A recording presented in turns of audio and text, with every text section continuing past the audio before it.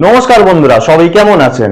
আজ আমি আপনাদের বলবো যেসব ব্যক্তিদের আগুনে ফাঁড়া রয়েছে জন্মছকের মধ্যে, আপনি কোনো জ্যোতিষ তান্ত্রিককে দিয়ে বিচার করিয়ে আপনি দেখেছেন এই আগুনে ফাঁড়া কাটানোর জন্য আপনি অর্থের অভাবের জন্য নবগ্রহ শান্তি যজ্ঞ করে নবগ্রহ শান্তি কবচ, মহাকাল ভৈরব কবচ বা অক্ষয় যন্ত্র কবচ ধারণ করতে পারছেন না।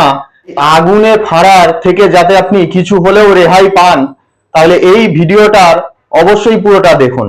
সর্বপ্রথমে আপনাকে একটি শ্বেত করবী গাছ জোগাড় করে নিতে হবে এবং রবিবার দিন যেদিন পুষ্যা নক্ষত্র পড়বে ঠিক আগের দিন গাছকে নিমন্ত্রণ এবং ধূপ ও জল দিয়ে গাছকে নিমন্ত্রণ ভালোভাবে করে আসতে হবে।